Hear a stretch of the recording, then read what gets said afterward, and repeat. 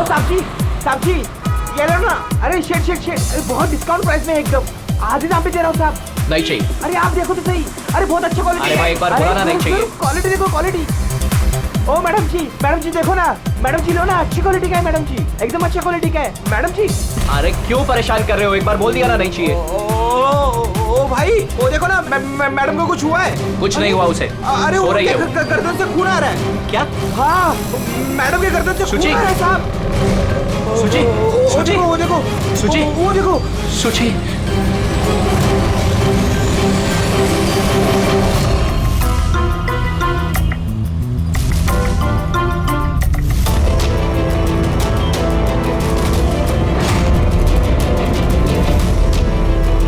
काफी खून बह चुका है, लगता है गोली काफी देर पहले चली थी।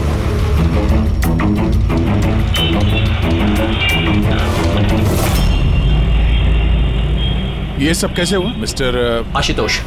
अच्छा, और इनका नाम क्या है? ये मेरी बीवी, मेरी वाइफ सुची। मेरा मतलब है मेरी एक्स वाइफ सुची। Ex wife? ये सब कैसे हुआ? पता नहीं सर, मुझे कुछ पता नहीं चला सर। कुछ मालूम नहीं? तुम्हारी एक्स वाइफ तुम्हारे बगल वाली सीट पे बैठी थी, उस पर गोली चली और तुम्हें कुछ मालूम नहीं? कैसे हो सकता है?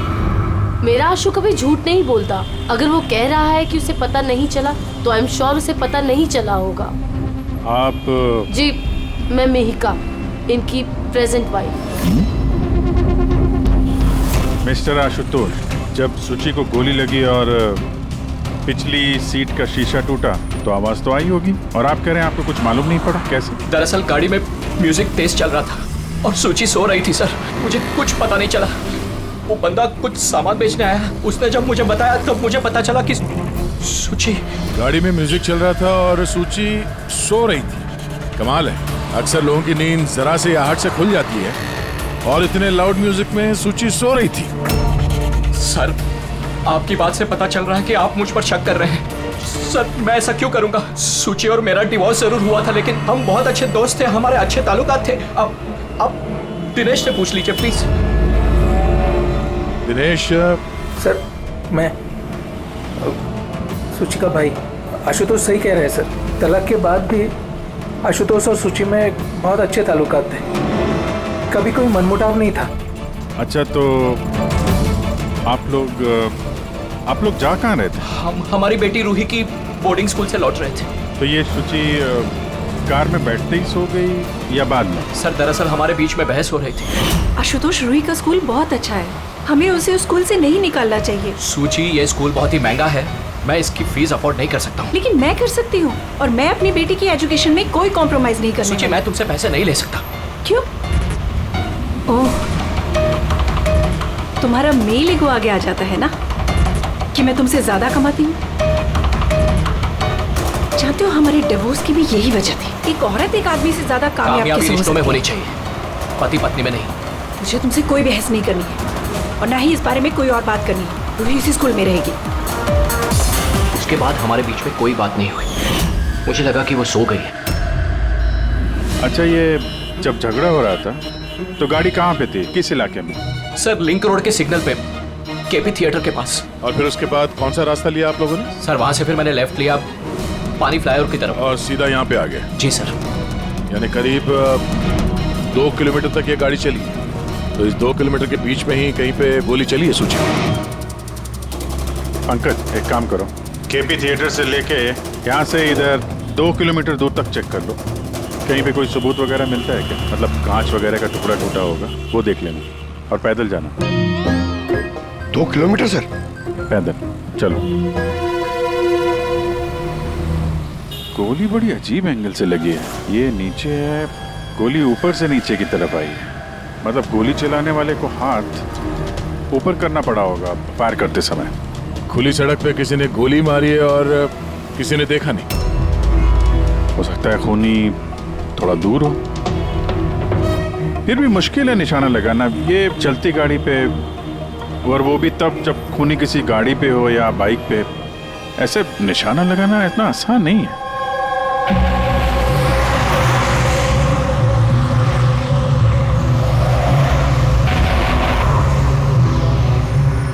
रास्ते में कहीं पे गाड़ी रोकी थी तुमने? सिग्नल पे रोकी थी सर।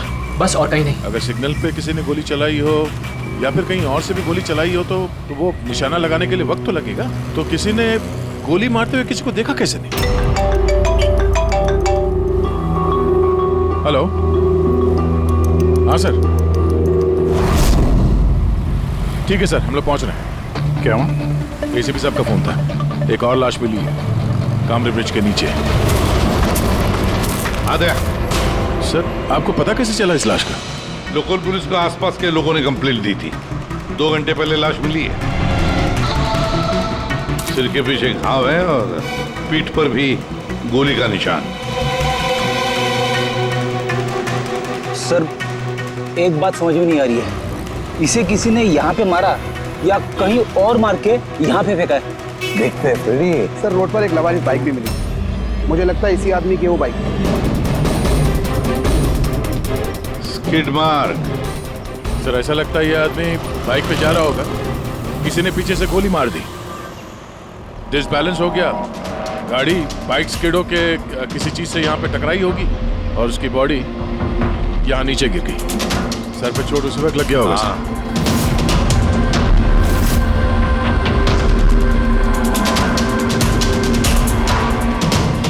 सर, समझ में नहीं आ रहा ये आदमी कौन है। इसका कोई आइडेंटिफिकेशन नहीं है। अब ये मिसिंग पर्सन ब्यूरो में पूछताछ करूं क्या? फ्रेडी, इतनी जल्दी कोई भी मिसिंग पर्सन ब्यूरो में रिपोर्ट दर्ज नहीं करेगा। काम करो, आरटीओ में जाकर इस बाइक का रजिस्ट्रेशन चेक करो, सारे के सारे डिटेल्स मिल जाएंगे, मालिक कौन है वगैरह। दूसरे केस का क्या हुआ, कुछ पता चला? नहीं सर, बड़ा अजीब केस है, समझ में नहीं आ रहा गोली किसने चलाई और कहाँ से। सर वो पूरा इलाका देख लिया सर, लेकिन कोई सुराग नहीं मिला। ट्रैफिक पुलिस ने क्या बताया? सर ट्रैफिक पुलिस वाले, वहाँ के दुकानदार और 2-3 जन और जो खड़े थे उन सबसे पूछा सर, किसी को खून के बारे में कुछ नहीं पता। सर सूची पे गोली चली कहाँ से? देखते हैं। सर मैंने कहा ना आपसे, मुझे नहीं पता कि सूची को गोली कब और कैसे लगी। आशुतोष, दिनेश, मेहिका, सूची के सबसे करीब थे ना तुम तीनों भी? नहीं? तो फिर अब बताओ, सूची की मौत से तुम तीनों में से किसका फायदा होने वाला था? क्या मतलब? सर, हम सूची को क्यों मारना चाहेंगे? तो सर, मेरी सगी बहन थी, सगी बहन, मैं अपनी बहन को क्यों मारूंगा सर? करोड़ों रुपयों के लिए। और क्या? करोड़ों रुपयों के लिए। मुझे क्या फायदा हो सकता था? मेरा और सूची का तो ऑलरेडी डिवोर्स हो चुका था। हो सकता है डिवोर्स ही वो वजह हो। डिवोर्स के बाद भी मैं और सूची बहुत अच्छे दोस्त थे, दोस्त की तरह बर्ताव करते थे। ये भी तो हो सकता है ना कि तुम्हारी अपनी पहली बीवी के साथ जो दोस्ती थी वो शायद तुम्हारी दूसरी बीवी को पसंद ना आई हो। सर आप ये कैसी बातें कर रहे हैं? मुझे इनकी दोस्ती से क्या प्रॉब्लम होगी? मुझे इनकी दोस्ती से कोई प्रॉब्लम नहीं थी, मैं बिल्कुल भी इनसिक्योर टाइप की लड़की नहीं हूँ। अगर सूची की हत्या तुम तीनों में से किसी ने नहीं की तो फिर किसने मारा सूची को? किसने मारा? मैं बताता हूँ आपको। सूची एक एनजीओ में काम करती थी, उसने वहां पर शैली नाम की एक अकाउंटेंट का भांडाफोड़ किया था, क्योंकि शैली पैसे को लेकर हेराफेरी कर रही थी। तुम्हें लगता है कि शैली का हाथ हो सकता है सबके पीछे? जी हाँ सर, कई बार शैली ने उसको धमकी भी दी थी। सर मुझे तो लगता है कि ये काम पृथ्वी का हो सकता है। अब ये पृथ्वी कौन है? बड़ा ही बदतमीज किस्म का इंसान है, रोमियो टाइप। सूची ने पुलिस में कंप्लेन भी की थी उसके खिलाफ, कुछ दिन के लिए जेल भी गया था। ठीक है, तुम तीनों जा सकते हो। Thank you sir. Thank you sir.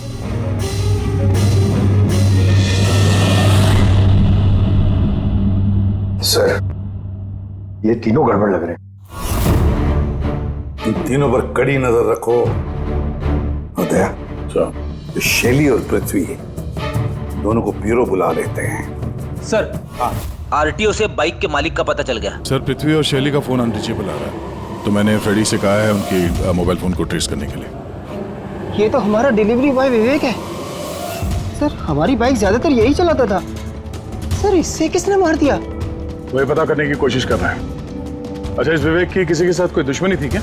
नहीं सर, ये तो बहुत ही सीधा साधा शरीफ लड़का था। कब से काम कर रहा था वो यहाँ पे? पिछले 1 महीने से। राजस्थान से आया था सर, बहुत मेहनती था सर। ये तो यहाँ शहर में किसी को जानता भी नहीं था। ये कहाँ जा रहा था डिलीवरी करने? कहीं नहीं सर। सर छुट्टी थी आज उसकी, इसलिए मेरी बाइक लेकर घूमने के लिए गया था। अच्छा, उसका घर का एड्रेस दे सकते हैं जरा? सर उसका घर का एड्रेस नहीं है, वो यहीं शॉप में सोता था। उसका सामान वगैरह कुछ? सर ये उसका एक बक्सा है। ये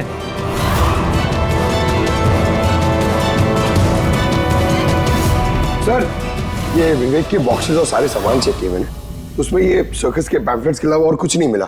या तो उसे सर्कस बहुत ही ज्यादा पसंद होगा या फिर अपने फ्री टाइम में ये पैम्फलेट बना के वो पैसे कमाता होगा। एक ऐसा मर्डर जिसमें सस्पेक्ट ही नहीं है। आखिर से विवेक जैसे गरीब आदमी को मार के किसी को क्या फायदा हो सकता है?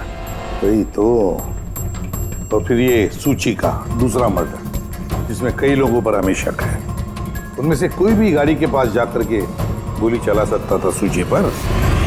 नहीं बस, आई एम सॉरी बट मैं तुम्हारी बात से सहमत नहीं। कौन सी बात से? यही कि किसी ने इसे पास से गोली मारी। क्या मतलब? मतलब ये यार ये तो राइफल की गोली है। हाँ सर, और ये गोली सूची के गले पर यहाँ इस तरह फंसी हुई थी। गोली राइफल से चली है तो काफी दूर से चली होगी। हाँ बिल्कुल, दूर से भी और बहुत ऊंचाई से भी। हाँ मैं बताता हूँ। ये देखो बस, 50 डिग्री एंगल से सूची को गोली लगी है। गोली यहाँ से आई, उसने कार की खिड़की का शीशा तोड़ा और उसकी गर्दन में आकर के लगी।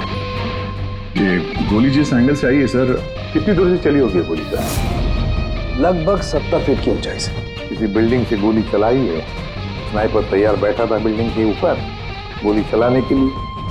काम करो, जरा इस एरिया का मैप निकालो। तो गोली गाड़ी के बाई तरफ से आई थी और बाई तरफ तकरीबन बहुत सारे ये बिल्डिंग्स और हाई राइज टावर्स है सर। तो जिस जगह पर दोनों का झगड़ा हुआ वहां से लेके सूची की लाश जहां पे मिली उसके बीच में तकरीबन 15 से 20 टावर्स है। इन्हीं में से किसी एक बिल्डिंग से गोली चली होगी। ये अभिजीत सर के हाथ में क्या? मार्क है फ्रेडी, ठीक उसी हाइट पे जिस हाइट पे सूची पे गोली लगी थी। और मेरे हाथ में ये डिजिटल डिस्टेंस रीडर है, इससे ये लेजर लाइट उस मार्क पे अगर ठीक जाता है तो इसका मतलब है कि गोली यहाँ इसी बिल्डिंग से चली है। थोड़ा कॉम्प्लिकेटेड है। ठीक है, यह भी करके देखते हैं। हाँ दया, मैं तैयार हूँ। ओके अभिजीत, थोड़ा राइट में आना, राइट में। हाँ हल्का, थोड़ा लेफ्ट, बस बस बस। थोड़ा पीछे, थोड़ा पीछे। ये देखा, ये लेजर ठीक उस मार्क पे हिट नहीं कर रहा, लग नहीं रहा है वहां पे। गोली ऐसे नहीं चली सर। एग्जैक्टली। अरे ये स्नाइपर के पास ज्यादा वक्त थोड़ी ना होगा निशाना इधर उधर करने के लिए जब उसने सूची पे गोली चलाई। एक काम करते हैं, किसी और बिल्डिंग में देखते हैं। ठीक है, चलो।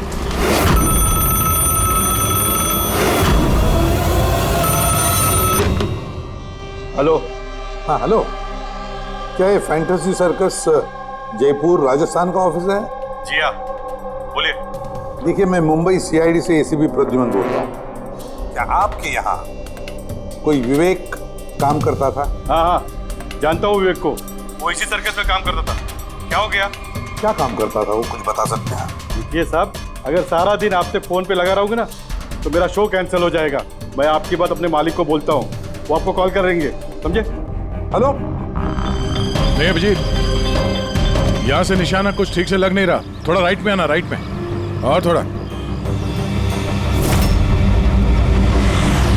हाँ परफेक्ट परफेक्ट, यहाँ पे लग गया निशाना। इसका मतलब सूची यहाँ पे थी जब उसको गोली लगी। पंकज, फ्रेडी, जरा देखो आसपास, उस स्नाइपर ने कोई सुराग छोड़ा है क्या? लेकिन यार दया, यहाँ पे कोई स्पीड ब्रेकर तो है नहीं। ऐसा कौन सा स्नाइपर था जो वहाँ बिल्डिंग पे बैठ के इतनी तेज चलती हुई गाड़ी पे ऐसा निशाना लगाए जो शुचि की गर्दन पे जाके लगे। हाँ ये बात तो है। आशुतोष, जब तुम्हारी गाड़ी ये यहाँ पर थी जी, तभी किसी वजह से तुम्हारी गाड़ी को स्लो करना पड़ा हो या फिर रोकना पड़ा हो, कुछ याद है? हाँ सर, मैं जब ड्राइव कर रहा था तो गाड़ी के आगे एक भिखारी आया था। मुझे ब्रेक मारनी पड़ी थी। भिखारी? हाँ क्या हुआ? इस तरफ कुछ भी नहीं है। कुछ भी नहीं? वहां भी कुछ नहीं है सर। ये भिखारी दिखने में कैसा था? सर उसके एक हाथ में बैसाखी थी, लाल रंग का पोटला, गले में गमछा और शायद आधा गंजा था। अभिजीत, इस फ्लाईओवर के नीचे बहुत भिखारी बैठे हुए होते हैं, उन्हीं में से कोई एक होगा। मैंने सुना जो आशुतोष ने बताया भिखारी के बारे में। मैं यहाँ नीचे जाके देखता हूँ। कौन हो तुम लोग? इससे पूछ के यहाँ पे आए? तुम यहाँ के वॉचमैन हो, ड्यूटी पे क्यों नहीं थे? मेरी मर्जी। और तुम कौन होते हो मुझे ड्यूटी सिखाने वाले? CID। CID जाते हो, तुम्हारे वजह से यहाँ पे एक औरत का खून हो गया। मेरी वजह से खून? किसी ने यहाँ छत से नीचे एक औरत पे गोली मारी, क्या जानते हो उसके बारे में? रुक जा। सब मैंने कुछ नहीं किया, सब मैंने कुछ नहीं किया, सब मुझे छोड़ दो। कुछ नहीं किया तो भागा क्यों? मैं डर गया था सब। क्यों डर गया था? क्या जानता है इस खून के बारे में? साहब मैंने पैसे लिए थे, लेकिन उसने ये नहीं बताया था कि वो किसी का खून करने वाला है साहब। कौन था वो आदमी? पहले कभी देखा नहीं साहब। उसने बोला कि वो बिल्डिंग के छत पे अपनी गर्लफ्रेंड को प्रपोज करने वाला है साहब। उसने 2 घंटे को 15,000 रुपए दिए थे साहब। मैंने तो इतने 1 महीने में भी नहीं कमाए साहब। उसने हेलमेट पहन रखा था और चश्मा लगाया हुआ था। अरे सुनो भाई, ओ भाई साहब, ये एक ऐसे आदमी को देखा है जो लाल गमछा बांधता है, अरे लाल रंग की पोटली रखता है और बैसाखी से चलता है? क्या? अरे सुनो भाई यार, एक आदमी को देखा है तुमने जो लाल रंग का गमछा बांधता है, पोटली है उसके पास लाल रंग की, बैसाखी से चलता है? नहीं देखा?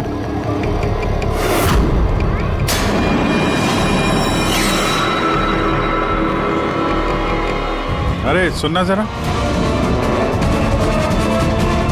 अरे सुनो भाई, बात करनी है यार। अरे ए, क्या कर रहे हैं भाई? अरे रुको यार।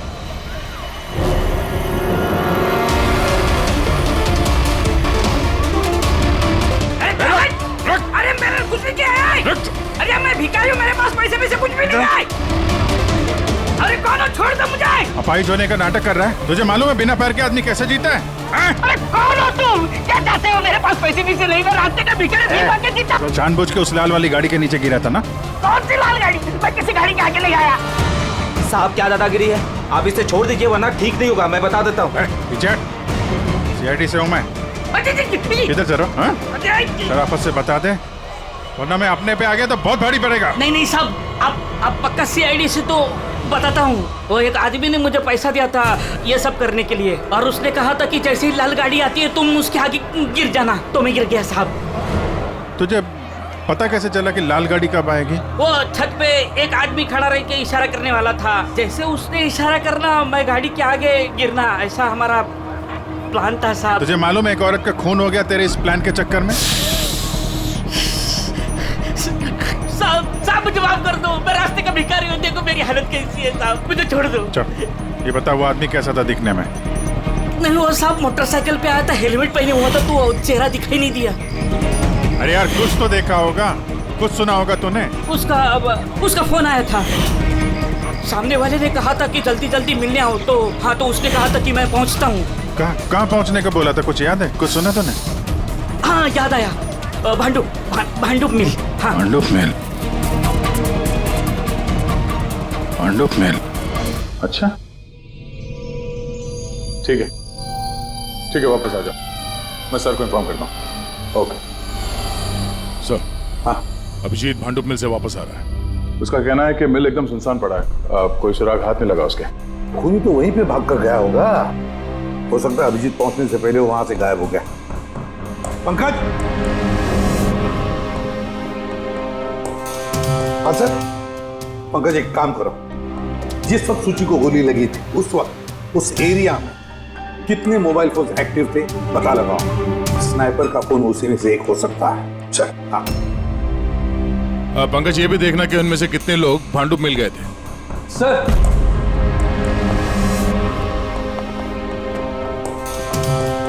सर ये शैली है, एनजीओ अकाउंटेंट। सूची एक एनजीओ में काम करती थी।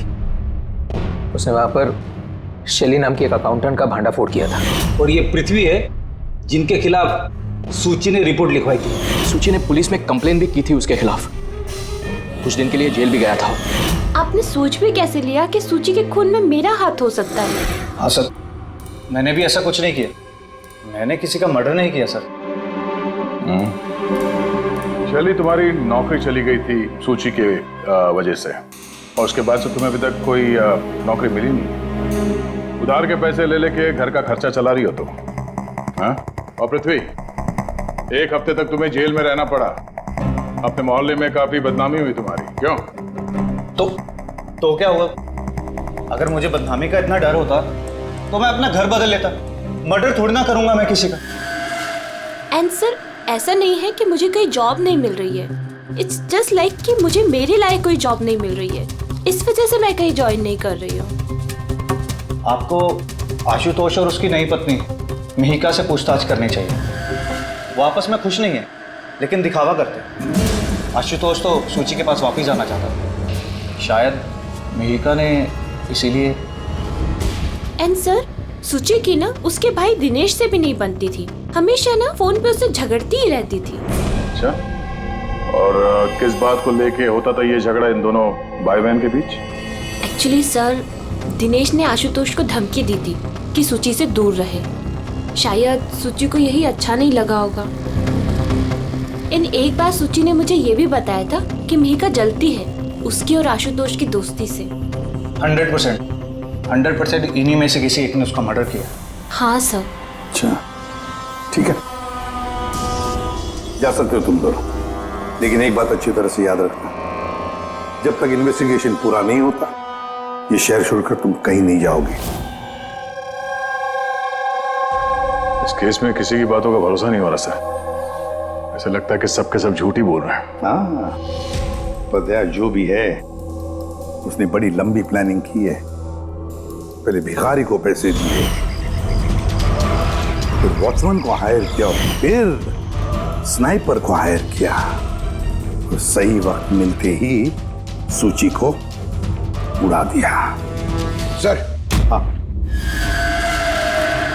सर, जिस वक्त सूची को गोली चली थी सर, उस वक्त ब्रिज के आसपास 2000 लोगों के मोबाइल एक्टिवेट थे। तो उसमें से कौन सा मोबाइल फोन भांडुप मिल की तरफ गया देखा? एक फोन गया था सर उस तरफ, लेकिन वो प्राइवेट नंबर है तो वो ट्रैक नहीं हो पाया। और क्या बता सकते हो इस नंबर के बारे में? यही सर कि वो मिल तक गया लेकिन रुका नहीं, वो सीधे चला गया कामरी ब्रिज की तरफ और फिर वहां से सिग्नल चला गया सर। कामरी ब्रिज? विवेक की लाश भी तो हमें उसी ब्रिज के नहीं मिली थी। ये कोई कॉन्सिडेंस तो नहीं हो सकता? राजस्थान में फोन कर दे विवेक के गांव, पुलिस वालों को क्या इंफॉर्मेशन मिले उसके बारे में देखते हैं। ये विवेक भी तो खूनी हो सकता है। किसी ने विवेक का खून कर दिया? एक खूनी का खून? कुछ भी हो सकता है फ्रेडी, इस केस में कुछ भी हो सकता है। अबे बार बार भागता क्यों है? हैं? अरे हाँ, बार बार मेरे पीछे पड़ते हो। क्यों पड़ते हो मेरे पीछे? बात करनी है तेरे से। मुझे नहीं बात करनी है। तो बहुत हुआ साहब, आप हम लोगों को इस तरह परेशान नहीं कर सकते। कोई परेशान नहीं कर रहा, हम अपना काम कर रहे हैं। जाओ। हमको कुछ नहीं सुनना है, जाइए यहाँ से। अरे एक आदमी का खून हो गया, समझ में नहीं आता? हाँ तो क्या हम लोगों ने खून किया है? हाँ, हम लोग गरीब लोग हैं, भीख मांग के खाते हैं, तो उसका मतलब हम पे इल्जाम डाल देंगे आप लोग? हाँ देखो ना।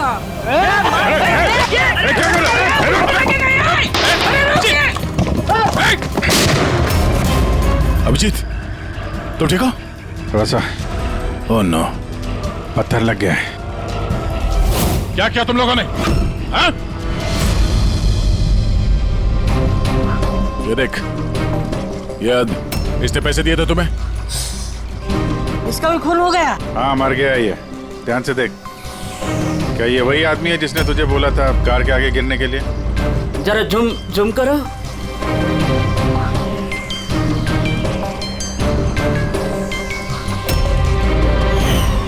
ऐसी ही घड़ी उसने भी पहनी थी। शायद जिसने पैसे दिए होंगे इस आदमी को, उसी ने सबूत मिटाने के लिए इसे भी मार दिया। हाँ पंकज। हाँ अच्छा। ओह ठीक है ठीक है। Okay okay thank you. Pankaj का फोन था, बता रहा था कि विवेक राजस्थान में किसी सर्कस में काम कर रहा था, निशानेबाज था। 1 महीने पहले उसने सर्कस की नौकरी छोड़ दी। कह रहा था कि मुंबई में कोई अच्छी नौकरी लगी है उसे, और हाँ जाते जाते वहां से वो राइफल वो भी चुरा के ले गया। राइफल चुरा के आया था? सुची की सुपारी लेकर आया होगा यहाँ पे, और ये दुकान पे इसलिए काम कर रहा था ताकि किसी को शक ना हो। हाँ, और इस पूरे जुर्म का जो मास्टरमाइंड है वो राजस्थान तो गया होगा इस विवेक को सुपारी देने के लिए। है कौन ये मास्टरमाइंड जो आंखों के सामने रहकर भी नजर नहीं आ रहा है?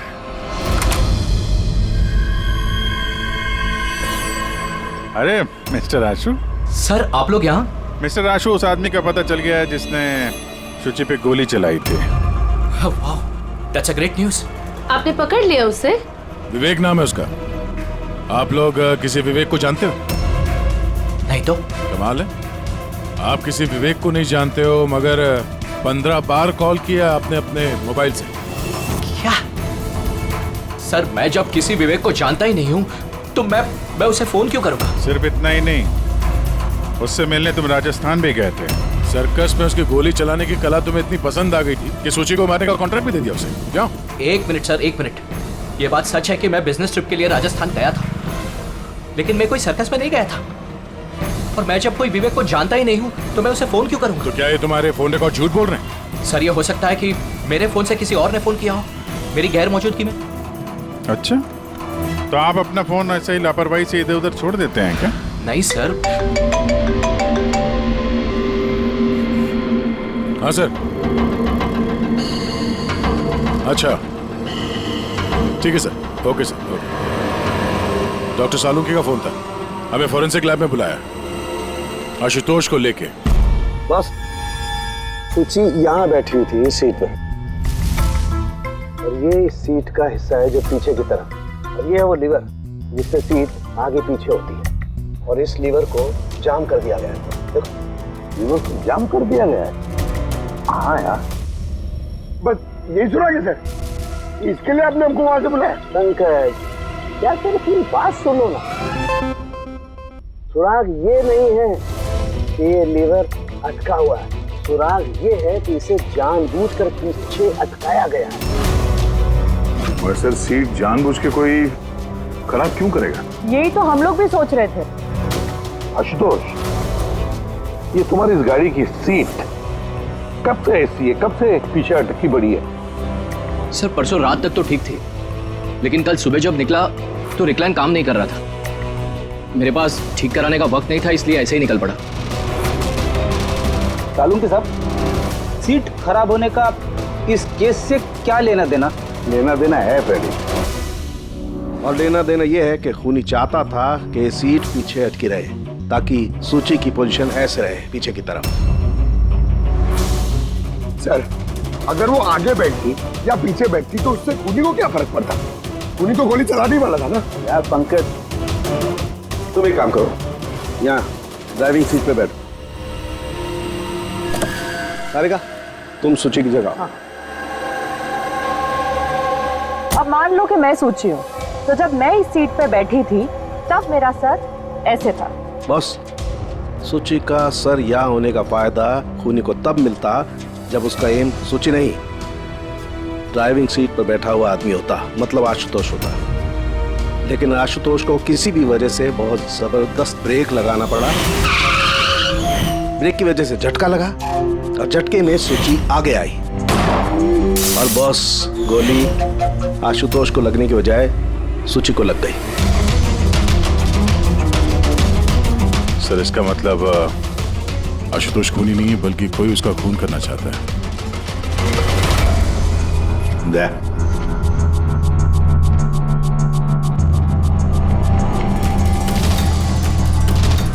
आशुतोष जी सर। एक बात बताओ, तुम्हारा कोई दुश्मन है, कोई ऐसा दुश्मन जो तुम्हारी जान लेना चाहता है? याद करके बताओ, सोचो। नहीं सर, मेरी किसी से कोई दुश्मनी नहीं है। नहीं कैसे आशुतोष, कोई तो होना चाहिए जिसने उतनी प्लानिंग की है तुम्हारी जान लेने की, सीट को भी जाम कर दिया। नहीं सर, ये हो ही नहीं सकता, क्योंकि ये गाड़ी की एक ही चाबी है और वो चाबी हमेशा मेरे पास ही रहती है। मुझे तो खुद समझ में नहीं आता सर कि ये सब क्या हो रहा है। कोई बात नहीं आशुतोष, वो जो कोई भी है हम पता करने की कोशिश करेंगे कि कौन है वो जो तुम्हें मारना चाहता है। ठीक है, चलो चलते हैं, आ जाओ। जी सर। सर हमने आशुतोष को जाने क्यों दिया? अगर खूनी ने फिर से हमला कर दिया तो?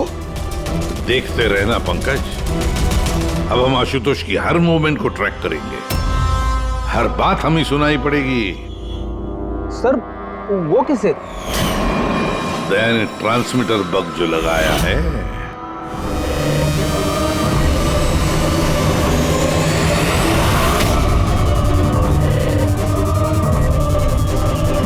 ये क्या कर रहे हो?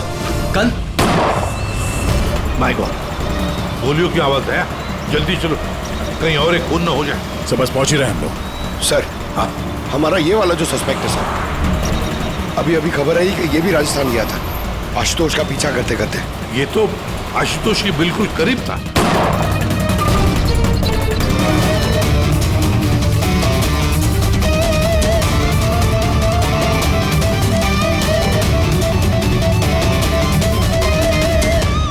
दिनेश सर, मैं सुची का भाई। मर गया सर। मैंने कुछ नहीं किया सर, ये मुझे मारना चाहता था सर, ये मारना चाहता था मुझे। क्यों मारना चाहता था इसमें? सर इसे लग रहा था कि इसकी बहन की बर्बादी का जिम्मेदार मैं हूँ। शादी के बाद सुची डिप्रेशन में चली गई थी और उसे अपने आप को मारने की भी कोशिश की, और ये सब मैं नहीं जानता था सर, बिल्कुल नहीं जानता था। जाने अनजाने में इन दोनों की मौत का जिम्मेदार मैं बना हूँ। तो जाने अनजाने। पंकज, इसे जरा छांव में बिठा दो, मेरी फोरेंसिक लैब भेज दो।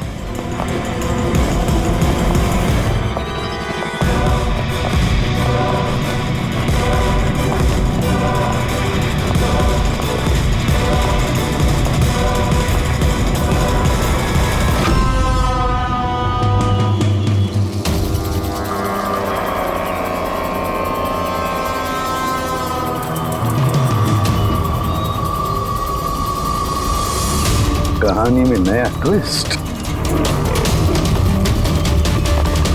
Ashutosh,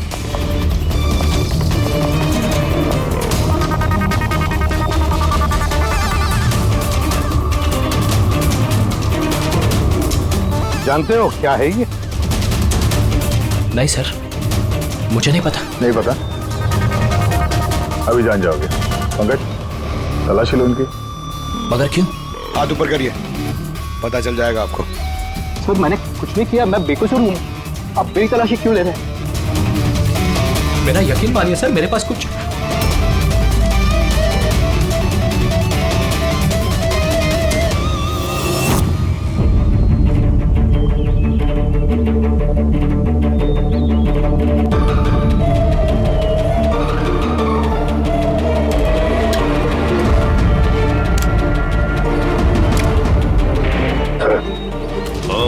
rubber bullets.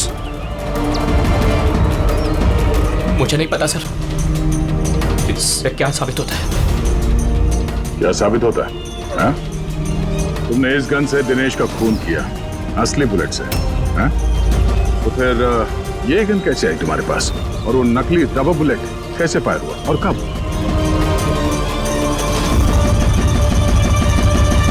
सब प्लान मैंने किया था sir, A to Z plan मेरा था। सूची की मौत, दिनेश की मौत, और वो प्लान भी यही था कि आप लोगों को यही लगे कि सूची की मौत गलती से हुई थी, बल्कि असली टारगेट मैं था, और आप लोगों का शक दिनेश पर जाए।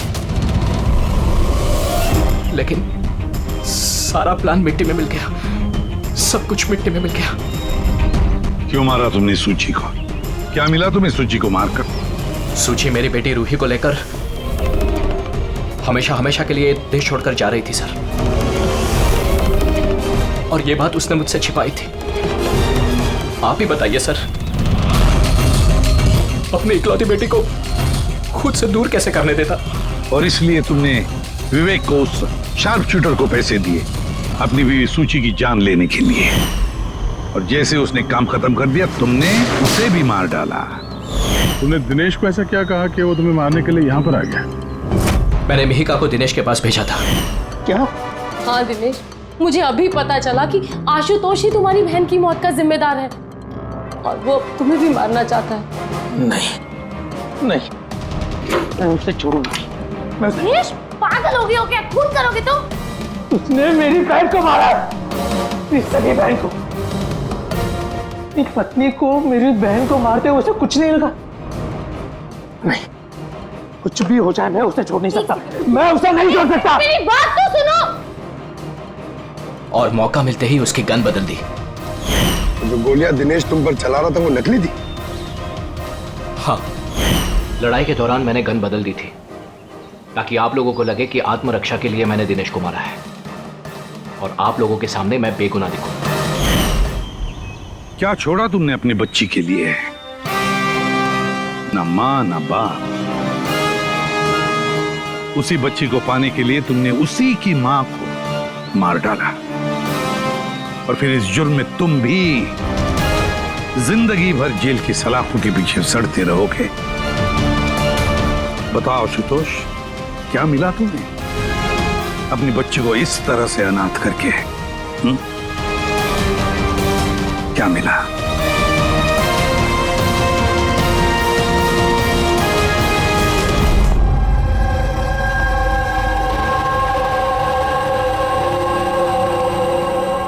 क्या हो रहा है यहां पर?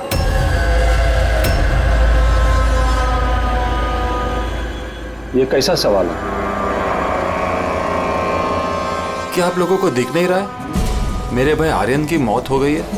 हाँ, दिख तो रहा है कि कितनी जल्दी में आप लोग आर्यन की अस्थि उठाने के लिए। आप कौन है? मेरा नाम तो शिशिर है, लेकिन आप लोग कौन है? इस तरह यहाँ आकर हमसे बदतमीजी से बातें कर रहे हो? सीआईडी, और हमें शक है कि आर्यन का खून हुआ है। सीआईडी, आप लोगों को कोई गलतफहमी हो रही है। मैं मीनाक्षी देवी हूँ, इस घर की मालकिन। यहाँ किसी का मर्डर नहीं हुआ। मगर जो...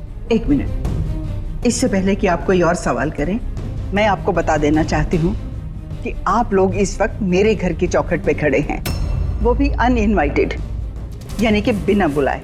बिन बुलाए नहीं आए हम लोग, हमें फोन किया गया था। ये बताया गया है कि यहाँ पे आर्यन का खून हुआ है। What nonsense? किसने किया था फोन? कोई हीरा नाम है। हीरा? तुम्हारी इतनी हिम्मत, मेरे मना करने के बावजूद तुमने इन लोगों को यहाँ बुलाया? क्यों मीनाक्षी देवी जी, आप नहीं चाहते कि आपके बेटे का खूनी पकड़ा जाए? या फिर ऐसे तो नहीं ना कि कोई आपका ही करीबी, उसी ने ये खून किया हो और आप उस पर पर्दा डालना चाहती हैं? बस, मैं अपने परिवार पे इतना गंदा इल्जाम बर्दाश्त नहीं कर सकती। तो फिर क्या वजह थी सीआईडी को ना कॉल करने की? वजह ये है कि अगर मैं आप लोगों को बता भी दूं कि मेरे बेटे आर्यन का खून किसने किया है, तो ना तो आप लोग यकीन करते और ना ही उसे पकड़ पाते।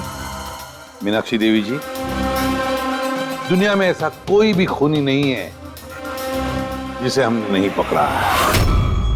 नाम बताइए। नाम ही तो नहीं है उसका। मेरे बेटे का खून एक सांप की आत्मा ने किया है। क्या? क्या? सांप की आत्मा? हाँ, वो सांप मरने के बाद मेरे बेटे से अपना बदला लेने आया है, भूत बनकर। अगर आप लोगों को यकीन नहीं है तो देख लीजिए, मेरे बेटे की गर्दन पे सांप के काटने के निशान हैं।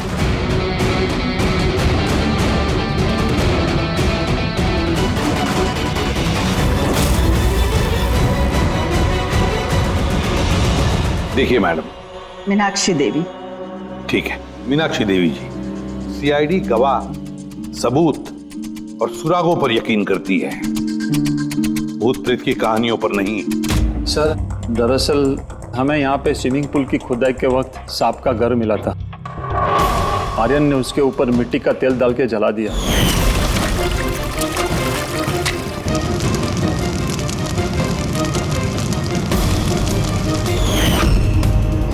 सर सारे सांप मर गए और अब वो वापस आ गए भूत बन के बदला लेने। भूत? आप सर ये मेरी वाइफ है नैना। लेकिन मुझे और आर्यन को तो नजर आया था वो भूत। आखिर उस सांप ने मेरे पति की जान ली। मैंने तो एक तांत्रिक को भी बुलाया था ताकि घर की शुद्धि करा सकूं, लेकिन वो भी बुरी आत्मा को नहीं भगा पाई। सर सभी नौकर घर छोड़कर चले गए सिवाय फैनी और हीरा के। ये हमारे बरसों के वफादार है। हीरा, हीरा तुम्हें ऐसा क्यों लगता है कि आर्यन का खून हुआ है? क्या तुम्हें सांप के काटने वाली बात पर यकीन नहीं है? हाँ साहब, हम सांप का बदला नहीं मांगते, क्योंकि मैंने इस परिवार का नमक खाया है, इसलिए मुझसे रहा नहीं गया तो मैंने आपको बुला लिया ताकि असली खूनी पकड़ा जाए। अच्छा किया। फिर कम से कम कोई तो है इस घर में जो सेंसिबल बातें कर रहा है। क्या खाक अच्छी बातें कर रहे हैं?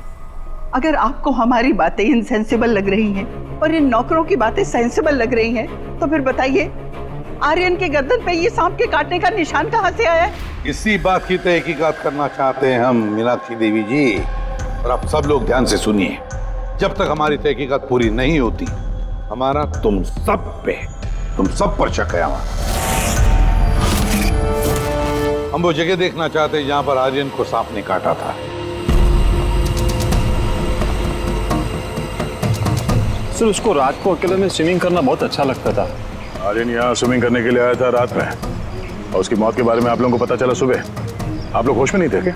हम लोग सब हॉस्पिटल की ओपनिंग के लिए दिल्ली गए हुए थे, आज सुबह ही लौटे। एक मीटिंग के कारण वो हमारे साथ आ नहीं पाया।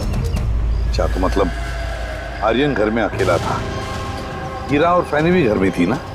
हाँ साहब, आर्यन जी ने मुझे 10 बजे छुट्टी दे दी थी। मैं बंगले के पीछे अपने रूम में सोने चला गया था। बंगले के उस तरफ? जी। मतलब अगर आर्यन ने यहाँ से मदद के लिए आवाज दी होगी या चिल्लाया भी होगा तो सर किसी ने सुना नहीं होगा। अरे हीरा देखो ये लाइट कैसे चली गई। वैसे हीरा, आर्यन को सुबह कितने बजे देखा तुमने? सुबह 6 बजे, जब मैं उनको चाय देने गया था।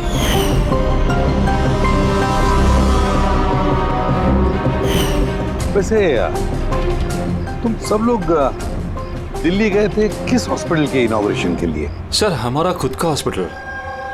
मेरे पापा डॉक्टर थे और उसके बाद मेरा भाई भी। मेरी वाइफ भी डॉक्टर है। सर मेरा बेटा सचिन और आर्यन की बेटी विनीता दोनों साथ में मेडिकल की पढ़ाई कर रहे हैं बॉस्टन में। अमेजिंग। ये अजीब बात है, घर में पूरा परिवार डॉक्टर है फिर भी इतना अंधविश्वास। सर। हाँ हाँ अभिजीत। अच्छा, यहाँ पे तो सांप के दिन है। हाँ, इसमें सांप हो सकता है क्योंकि अक्सर सांप चींटियों के या फिर कीड़ों के घरों में अपना घर बना देते हैं। कहीं ऐसा तो नहीं कि आर्यन को सांप नहीं डसा हो और ये सांप की आत्मा वाली बात ये लोग फैला रहे हैं? बिल्कुल हो सकता है अभिजीत। सर आर्यन को सांप ने पूल में काटा था, तो हो सकता है कि सांप की खाल, सलाइवा या सांप का जहर स्विमिंग पूल के पानी में उसके ट्रेसेस हों। काम करते हैं, स्विमिंग पूल का पानी का सैंपल ले लेते हैं फॉरेंसिक लैब के लिए।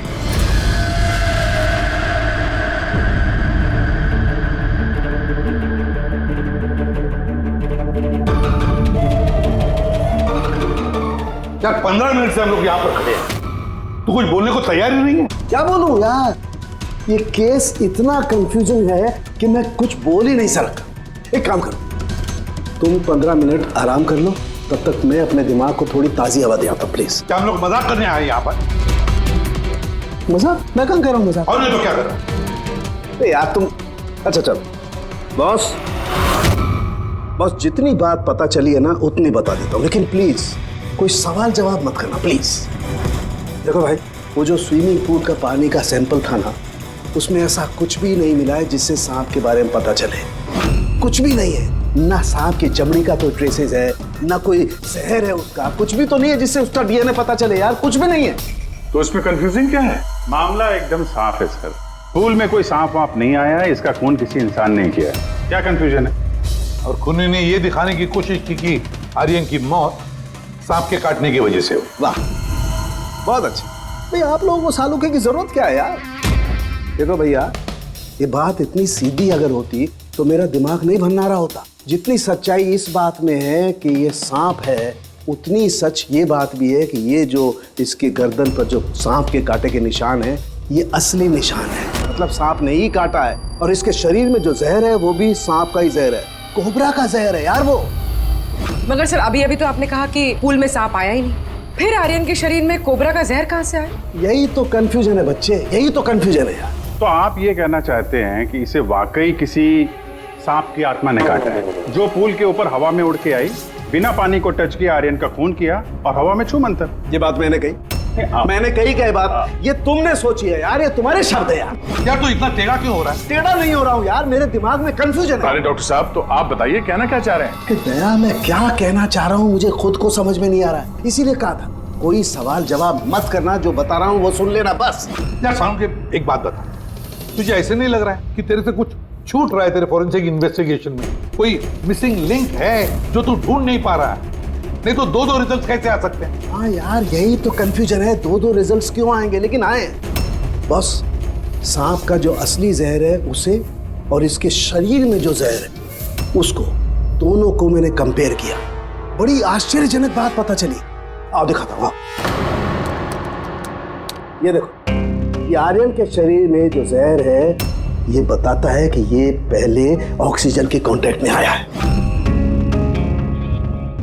जबकि ऐसा होना तो नहीं चाहिए। एग्जैक्टली। क्योंकि सांप का जहर सीधे इंसान के बॉडी के अंदर जाता है, ऑक्सीजन के कांटेक्ट में तो नहीं आता। हाँ, है क्या ये चक्कर? आर्यन की मौत ना किसी सांप के काटने की वजह से हुई, ना किसी इंसान ने उसे मारा है। तो फिर आर्यन मरा कैसे?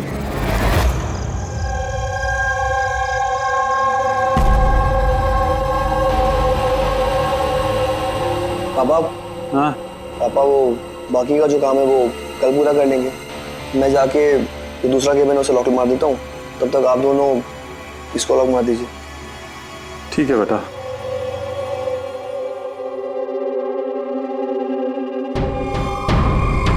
सर ये एक्सरे?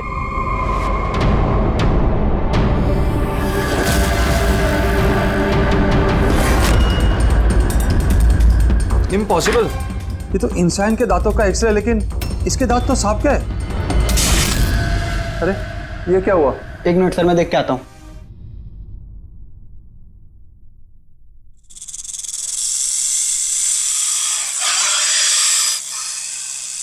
अरे ये आवाज कैसी है?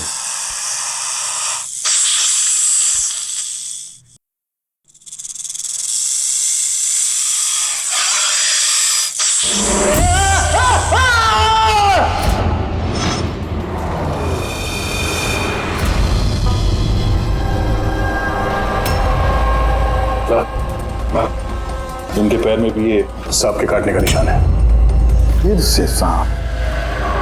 क्या कहा सर आपने? सांप?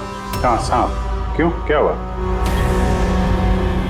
सर लाइट जाने से पहले शिशिर सर और मैं एक्सरे देख रहे थे।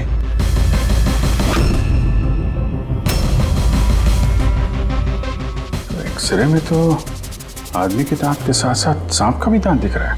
मगर अभिजीत, अगर सांप है तो सांप 20 मंजिल चढ़कर ऊपर आया इस बिल्डिंग, ये कैसे हो सकता है? बताया तो है आपको, सांप की आत्मा है, पर आप सीआईडी वाले तो मानने को तैयार ही नहीं है ना।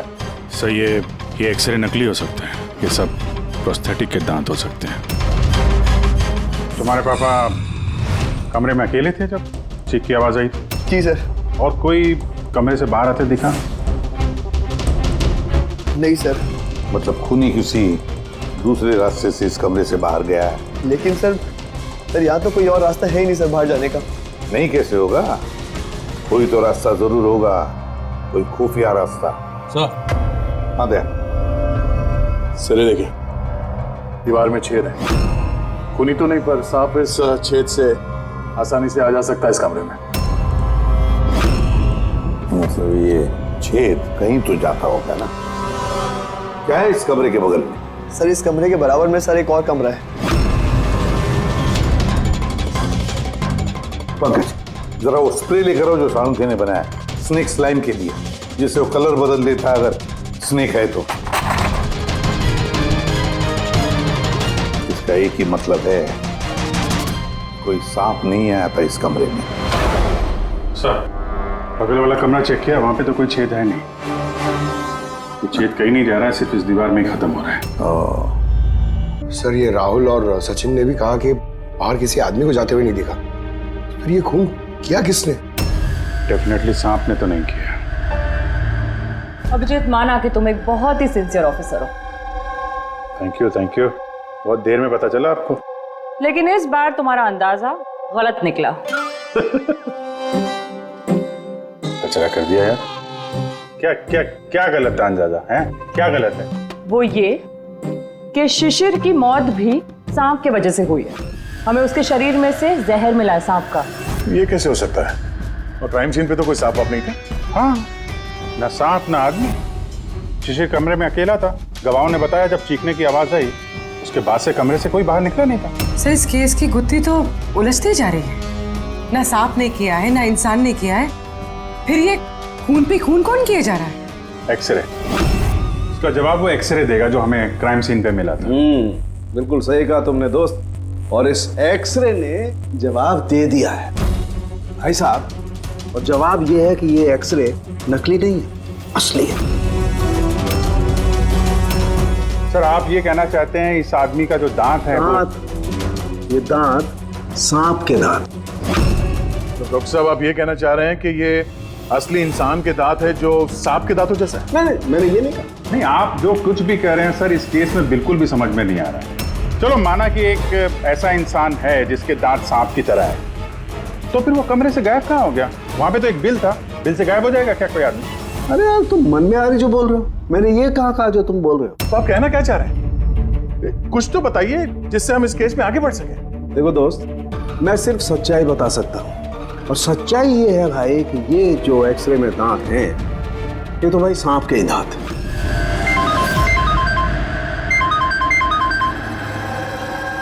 Yes. Really? You sure? Okay, thank you. क्या तारिका, रिपोर्ट आई? सर, शिशिर के शरीर में जो जहर मिला है वो क्रेट सांप का है। ये लो, क्रेट सांप का। और सर आर्यन के शरीर में जो जहर है वो कोबरा का है। यानी तो अलग अलग सांप ये जुर्म कर रहे हैं। मतलब ये क्राइम को इंसान ही कर रहा है, जो कोबरा और करेट जैसे सांपों के जहर को आसानी से अरेंज कर सकता है कहीं से। एक बात समझ में नहीं आ रही है, अगर वो इंसान है तो फिर छेद में गायब कैसे हो सकता है? राज का जवाब शायद वहीं छिपा है। रेडी? हॉस्पिटल में जितने भी लोग काम करते हैं ना, सबकी लिस्ट बनाओ, कुंडली चेक करो सबके, फोन रिकॉर्ड्स वगैरह सब देखो। फिर बाकी परिवार वालों को भी कुंडली निकालते हैं, क्या पता इनमें से किसी के पास कोई गहरा मकसद हो ये दो खून करने के। सर पूरे परिवार की कुंडली निकाल ली। काफी अमीर लोग हैं, 2 हॉस्पिटल्स हैं इनके, और दुनिया के कोने कोने में प्रॉपर्टीज खरीद रखी। मतलब पैसा मोटिव हो सकता है? दुश्मनी का भी एंगल हो सकता है सर। पंकज लगा हुआ है पता लगाने में। अच्छा, ये फैमिली में आपस में कोई झगड़ा हो रहा है, कुछ पता चला? सर पूरा परिवार बड़े प्यार से एक दूसरे के साथ रहता है, सिवाय 2 बहुओं के। हालांकि वो आमने सामने झगड़ती नहीं है, लेकिन एक दूसरे को कुछ खास पसंद भी नहीं करती। और ये आयुष और ये सचिन, शिशिर का बेटा, उनके बारे में क्या? सर आयुष का अमेरिका में हॉस्पिटल खोलने का बहुत बड़ा प्लान था, और उसके दोनों भाई शिशिर और आर्यन उसके साथ इस प्रोजेक्ट पे काम कर रहे थे। और सचिन को तो वैसे भी पापा की वसीयत मिलने ही वाली थी। जब खून हुआ तब इनकी जो एलिबाई है उसके बारे में क्या है, कितना सच है? सर ये आर्यन का जब खून हुआ ये सब दिल्ली में थे। हॉस्पिटल के इनॉग्रेशन की फोटो देखी है मैंने, चेक की। और जब शिशिर की मौत हुई उसके परिवार वाले घर पे ही थे सर, सिवाय इस सचिन के। और ये 2 नौकर, फैनी और हीरा? दोनों ही बहुत वफादार है सर। पिछले 30 साल से परिवार की सेवा कर रहे हैं लोग। आप रेडी? अच्छा।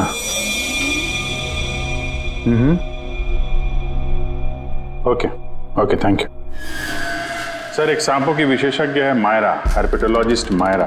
हॉस्पिटल से 5 बार फोन किया गया इनको। कहीं ऐसा तो नहीं कि फैमिली में से ही किसी ने फोन किया मायरा को सांप का जहर बनवाने की ऑर्डर दी? हो सकता है सर। सर अब सर, इस फैमिली का सबसे बड़ा दुश्मन मिल गया सर। कौन है वो? बेंटो। ये शिशिर और आर्यन की मौत से पहले उन दोनों का बहुत बड़ा झगड़ा हुआ था उससे। बेंटो वो बिल्डर जो लोगों को पैसे देते हैं ब्याज पे? हाँ सर, गलत काम करता है और निशान भी नहीं छोड़ता है।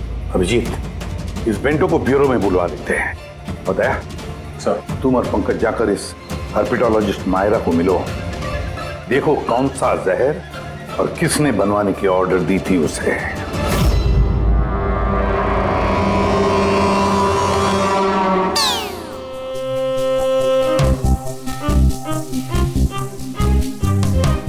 सर मैं जरा चलता हूँ, आप यहाँ संभाल लेंगे, मैं चलता हूँ सर। एक मिनट बैठो। एक बात बताओ, तुम ये सांप से इतना डरते क्यों? डरता नहीं हूँ सर, ये देखिए ना बगल में बैठा हुआ है वो मेरे। डरता नहीं, बस मुझे थोड़ा घबराहट होती है सर, वो सांस चढ़ जाती है बस। जी कहिए। जी मैं आपकी क्या मदद कर सकती हूँ? मायरा जी, यस, हम लोग CID से हैं। Have a seat. Myra ji, एक केस के सिलसिले में हम कुछ पूछताछ करने हैं आपसे। 2 खून हो गए। ओह माय गॉड, लेकिन इसमें मैं आपकी क्या मदद कर सकती हूँ? 2 हफ्ते पहले RM हॉस्पिटल से 5 फोन कॉल्स आए थे आपके पास। जी आए थे, लेकिन उनका इस केस से क्या लेना देना? ये 2 लोग जो जिनका खून हुआ है वो RM हॉस्पिटल से जुड़े हुए थे। ओह। इन दोनों का खून सांप के जहर से हुआ है। और वो खून सांप के काटने की वजह से नहीं हुआ है। किसी इंसान ने वो जहर खूनी को दिया है और उसने मर्डर किया। आप मुझ पे शक कर रहे हैं? आपको लग रहा है कि खूनी की मदद मैंने की है जहर सप्लाई करके? हाँ, ऐसा ही कुछ है। ये बताइए कि हॉस्पिटल से आपको वो फोन कॉल्स किसने किए थे? शिशिर और आर्यन। शिशिर और आर्यन? इन्हीं दोनों को तो खून हुआ है। क्यों फोन क्यों कर रहे थे ये लोग? सिर्फ उन्होंने मुझे कॉल किया है, बल्कि वो मुझे मिलने भी आए थे। और जहर लेने नहीं, बल्कि जहर की दवा एंटीडोट लेने। एंटीडोट? बहुत अजीब सी कहानी सुनाई। कह रहे थे कि कोई सांप की आत्मा उनसे बदला लेना चाहती है एंड उनको ये जहर की दवा चाहिए। फिर क्या? मैंने उन्हें कह दिया मैं ऐसी कहानियों पर विश्वास नहीं करती। तो आपने उन्हें वो एंटीडोट दिया या नहीं? एंटीडोट कैसे देते?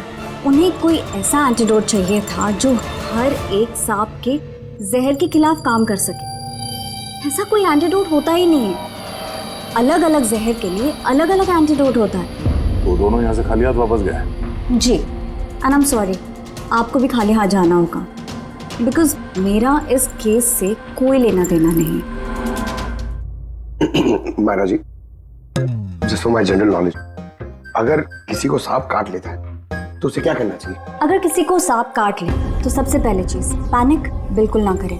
डॉक्टर को बुलाएं, लेकिन डॉक्टर का वेट करते हुए जिस पार्ट पे आपको काटा गया है उसे कंप्रेस कर लें, किसी चीज से बांध लें, ताकि जो जहरीला खून है वो आपके हार्ट तक ना पहुंच सके। Okay, thank you very much.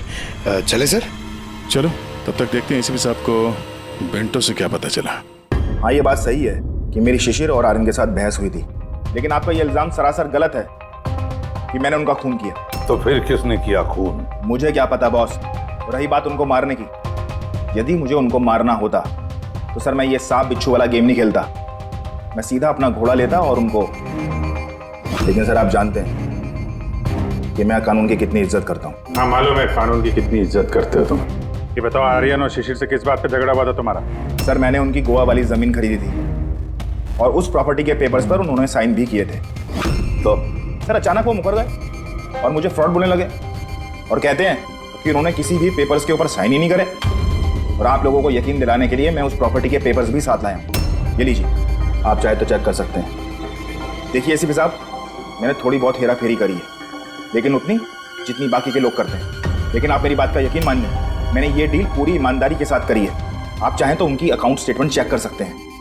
मैंने उन्हें 15 करोड़ रुपए व्हाइट में और 35 करोड़ रुपए कैश में दिए। किसके अकाउंट? मीनाक्षी देवी के अकाउंट में।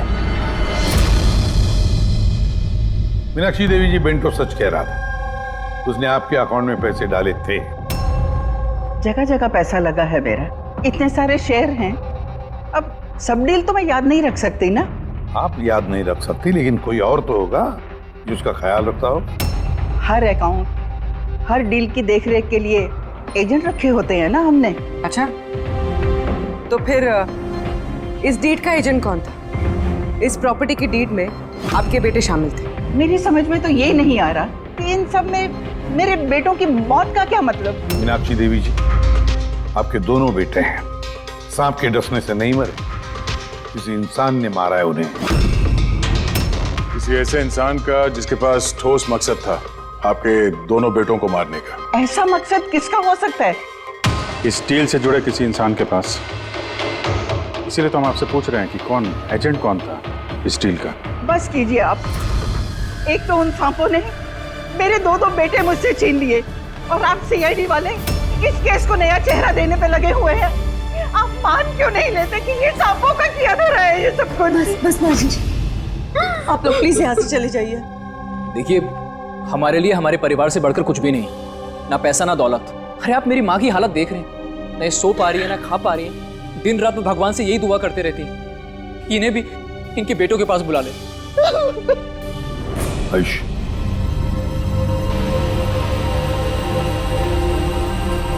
आयुष, तुम्हारे दोनों भाइयों की मौत शायद प्रॉपर्टी की वजह से नहीं हुई है, लेकिन ये जो भी कोई कर रहा है ना, वो तुम्हारे पूरे परिवार को खत्म करना चाहता है, और उसका अगला शिकार शायद तुम हो।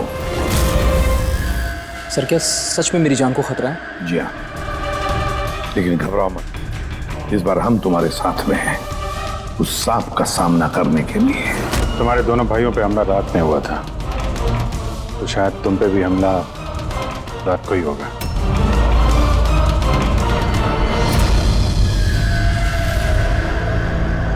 सर, पूरी तैयारी हो गई है, बेड के आसपास रेड डाल दी है। आप देखते हैं सांप आके डसता है या और कुछ? सर, नाइट विजन कैमरास भी लगा दिए ताकि उसका चेहरा हमें दिख जाए। Very good.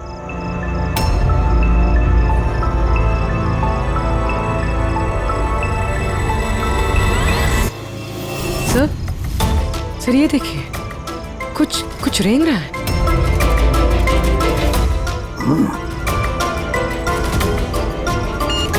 My God, attack हुआ। Let's go.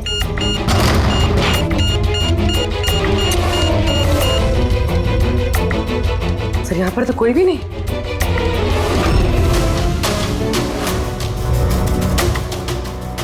सिवाय ये सांप के निशान के।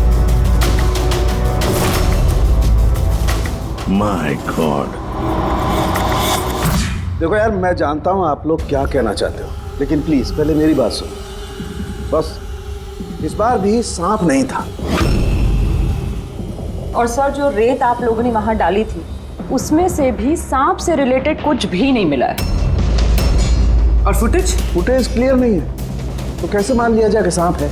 हम अगर उस पुतले पे जो जहर मिला है वो कोबरा का है, और कांटा भी उसने सांप की तरह ही है। कांटा सांप की तरह है, जहर कोबरे का, दांत का निशान सांप का। ये सांप नहीं तो आखिर है क्या? नहीं सालुंकी, नहीं। अब ये मत कह रहे कि तुझे कुछ पता नहीं। यार, तीसरा खून होते होते बच गया है, तो फोरेंसिक डिपार्टमेंट से कुछ तो मदद चाहिए हमें। हम जवाब नहीं दे रहे, हम क्या काम नहीं कर रहे? सर, ऐसी बात नहीं है, हम भी तो अपनी तरफ से पूरी कोशिश कर रहे हैं ना, जो भी हमसे बन पा रहा है। यार देखो, हमें इतना मालूम है कि ये खूनी जो भी है उसने 3 भाइयों में से 2 भाइयों का खून किया है, और तीसरे भाई पर वो फिर से कल कोशिश करेगा, कल रात को। और अब ये खूनी सांप है, इंसान है, जो भी है, जल्द से जल्द इसका खेल खत्म करना पड़ेगा। हाँ पंकज, ओके, ठीक है। सर, पंकज का फोन था। उसे उस एजेंट का एड्रेस मिल गया है जो इस फैमिली की प्रॉपर्टीज की डील करवाता है। मदन नाम है उसका, और ये बिल्डर वाली डील भी उसी ने करवाई थी। मदन ने पहले भी डील में हेराफेरी की और शायद इस शिशिर और आर्यन को इसके फ्रॉड के बारे में पता चल गया होगा। इसके पहले कि इसका पूरा भांडा फूटता, दोनों को रास्ते से हटा दिया। मदन, इस मदन के घर जाओ, नींद में से उठाओ उसे और नींद हराम कर दो उसकी। कौन है? अबे दिमाग तो गिरवी नहीं रख के आए हो, हैं? जानते हो क्या वक्त हो रहा है? हाँ? तुम्हारे गिरफ्तारी का वक्त हो गया। सीआईडी 420 का अंजाम, जेल चल के भुगतना। बेंटो ने सब बता दिया हमें। बेंटो?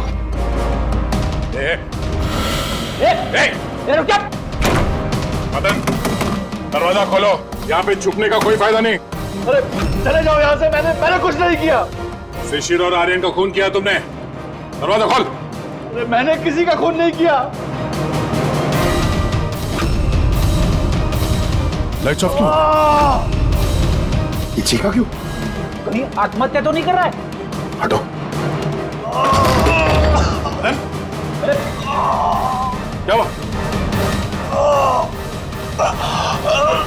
नो।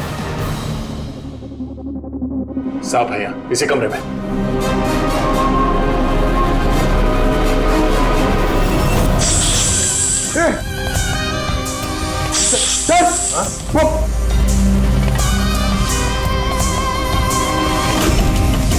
ये कौन है? ये सांप के दांतों वाला आदमी? ये सारे जुर्म यही कर रहा है क्या? आधा आदमी आधा सांप। सर ये कौन सा क्रीचर है? नहीं पंकज, ये आदमी ही है। बाहर जाओ जल्दी, पकड़ो इसे।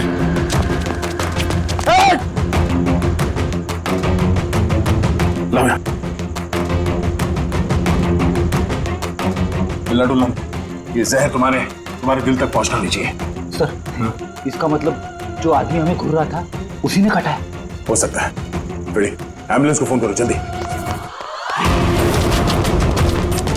देखो यहाँ आसपास कोई लाइट का स्विच है क्या?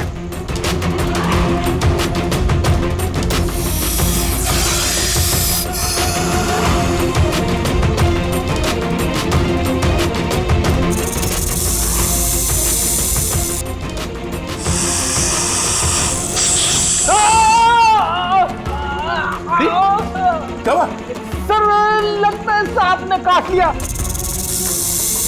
एक मिनट हिलना नहीं। लंबी लंबी सांस लेते रहो। एम्बुलेंस को फोन किया ना? हाँ सर।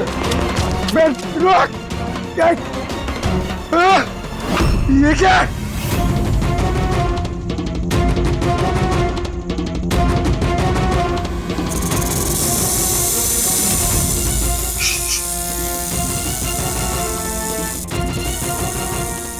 सांप अभी भी कमरे में ही है। मेटल के टुकड़े?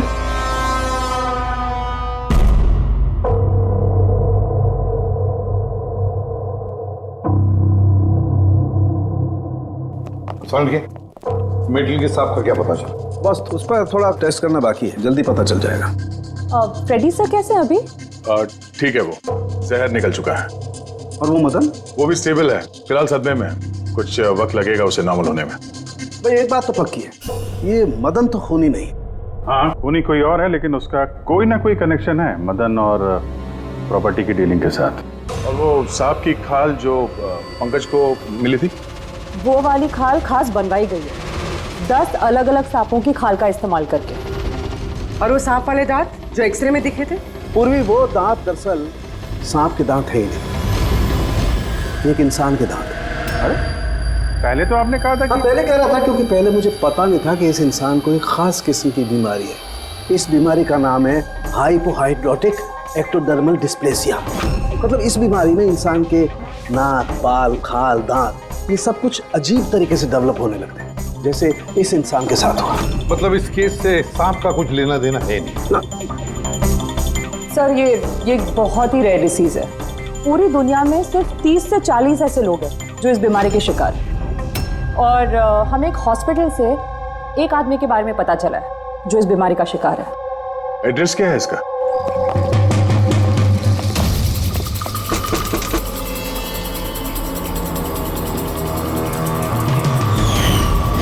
यही है सर।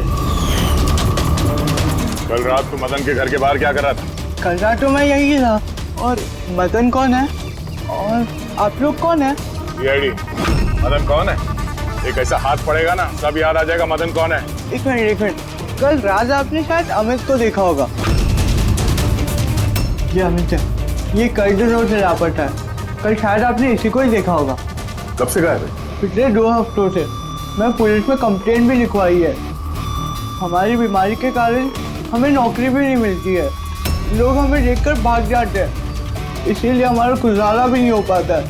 2 हफ्तों पहले अमित खुशी आया था, कहने लगा कि हमारी बीमारी का इलाज मिल गया है। बस सर, उसी दिन से अमित लापता है। कोई तो है जो अमित की बीमारी का फायदा उठा रहा है और उस परिवार को डरा रहा है। उसकी बीमारी ठीक करने के लिए उसे यहाँ से ले गया होगा सर। करेक्ट। और जिस किसी ने भी ये सौदा किया अमित के साथ, वो कोई डॉक्टर ही होगा। सर, उनका तो पूरा खानदान डॉक्टर है।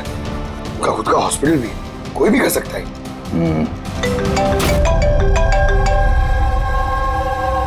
हाँ डॉक्टर साहब। अच्छा, दैट्स ग्रेट। ठीक है, हम लोग पहुंच रहे हैं। क्या सर? डॉक्टर सालुंके का फोन था। आखिर में वो जहरीला साहब मिल ही गया। अरे डॉक्टर साहब, कहाँ है वो साहब? बताइए ना। पंकज तो सांप के डर से अंदर आ ही नहीं वैसे। तारिका, सांप किधर है? सांप इधर है।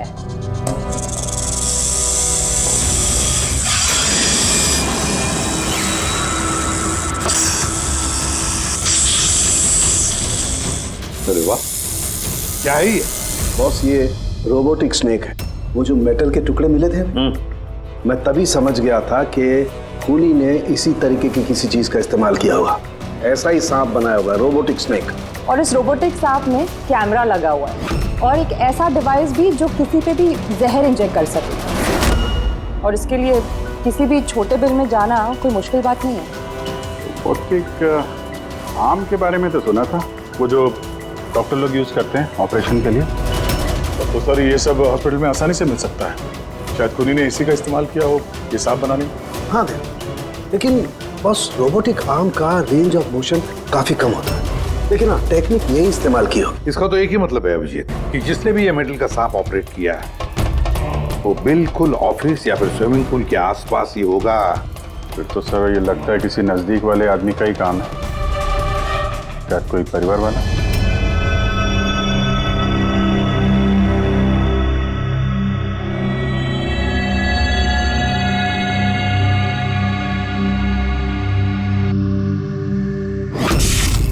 अरे, ये बिजली कैसे चली गई? फ्यूज उड़ गया होगा। मैं चेक करता हूँ। सचिन, देखना सब।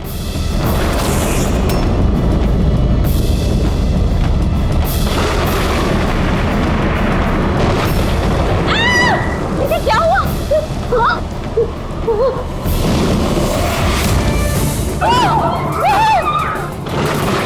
हे भगवान, मेरे आयुष की रक्षा करना इस सांप की आत्मा से।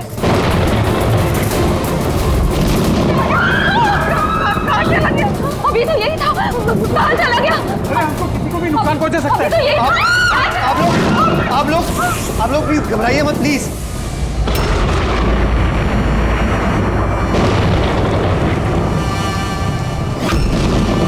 तुम यहाँ क्या कर रहे हो? मैंने तुम्हें दूसरे घर में ठहरने के लिए कहा था ना। जवाब दो अमित। अमित नहीं, अकेल। अमित मेरा भाई है और वो भी जुड़वा। जुड़वा? अच्छा देखो, हम ये जो भी कर रहे हैं तुम्हारे परिवार की भलाई के लिए कर रहे हैं। ऐसी भलाई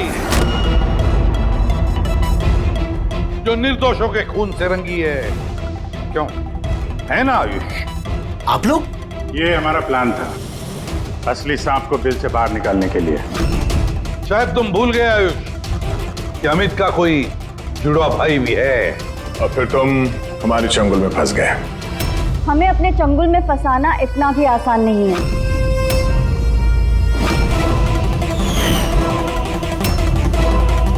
मायरा,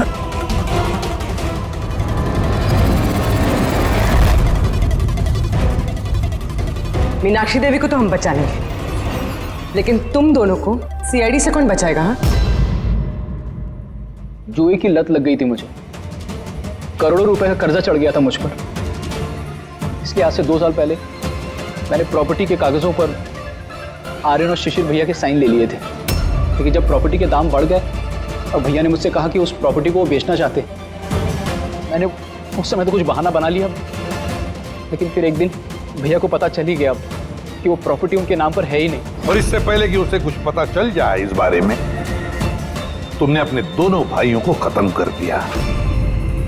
शर्म आ रही है मुझे आज अपने आप पे, तुझे अपना बेटा कहते हुए।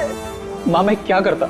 अगर भैया को पता चल जाता तो वो मुझे घर से निकाल देते, जायदाद से बेदखल कर देते। इसलिए मैंने मेरी गर्लफ्रेंड माहिरा की मदद ली। अमृत की बीमारी के बारे में मैंने न्यूज़पेपर में पढ़ा था, सोचा उन्हीं का सहारा ले लेते हैं अपना जुर्म छुपाने के लिए। आयुष ने मुझे मीनाक्षी देवी के बारे में कहा था कि वो बहुत अंधविश्वासी हैं, तो सांप की बात पर आँख मूंद पर विश्वास कर लेंगे। मेरे दिए जहर से आर्यन की डेथ हुई है।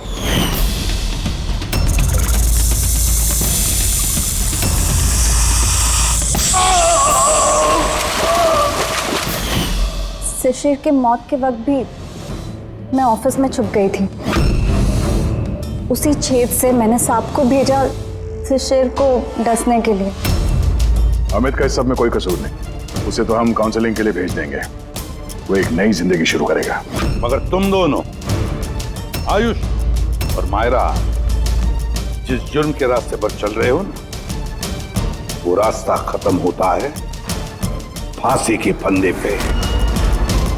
सीआईडी के और भी मजेदार और सस्पेंस से जुड़े एपिसोड्स को देखने के लिए हमारे चैनल को सब्सक्राइब करें और बेल आइकॉन दबाना ना भूलें।